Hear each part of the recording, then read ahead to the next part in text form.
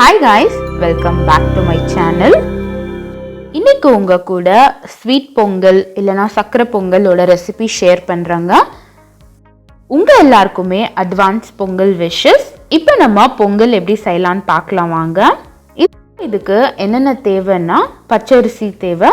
நான் 1.5 கப் எடுத்திருக்கேன்.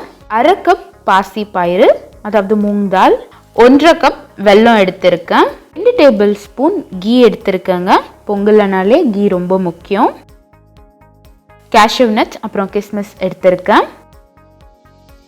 இது கூட 1 கப் துருவன தேங்காய் எடுத்திருக்கேன்.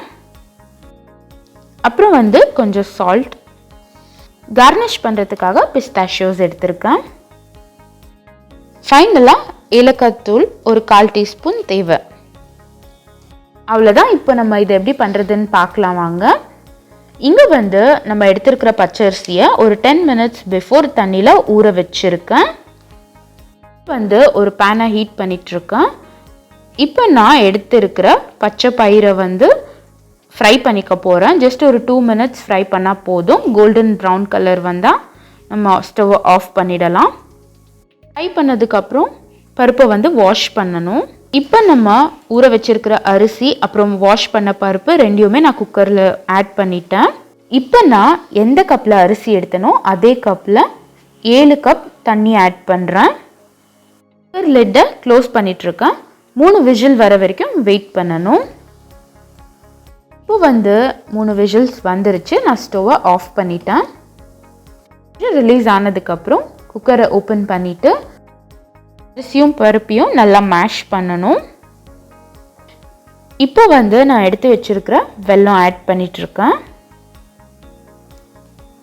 இப்போ இதெல்லாம் நல்லா மிக்ஸ் பண்ணிவிட்டு ஒரு 5 மினிட்ஸ் கொதிக்க விடணும். வெல்லம் கரைஞ்ச உடனே கன்சிஸ்டன்சி கொஞ்சம் தின்னாகும். இந்த மாதிரி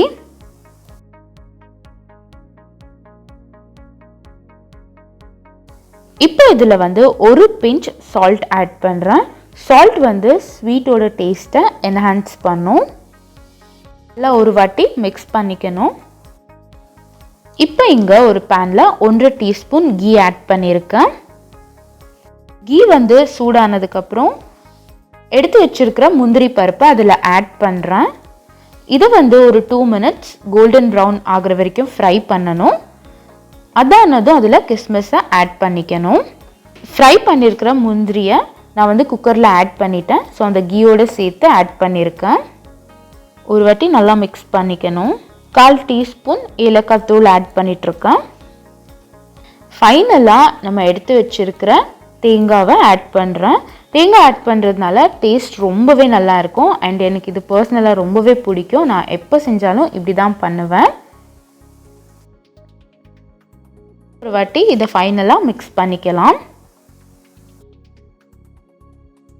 இப்போ நம்ம ரெடியாக இருக்கிற சுட சுட ஸ்வீட் பொங்கலை சர்வ் பண்ணலாம். எல்லாருமே இந்த பொங்கலுக்கு ஸ்வீட் பொங்கலை செஞ்சு பாருங்கள். உங்கள் வீட்டில் நீங்கள் பொங்கலை எப்படி செஞ்சீங்க அப்படின்றத என் கூட கமெண்ட்டில் ஷேர் பண்ணுங்கள். மறுபடியும் உங்கள் எல்லாருக்கும் ஹாப்பி பொங்கல். சேஃபாக இருங்க, ஹாப்பியாக இருங்க. Thank you so much for watching this video. இதே மாதிரி இன்னொரு வீடியோவில் உங்களை மீட் பண்ணுறேன். அது வரைக்கும் thank you. Bye bye.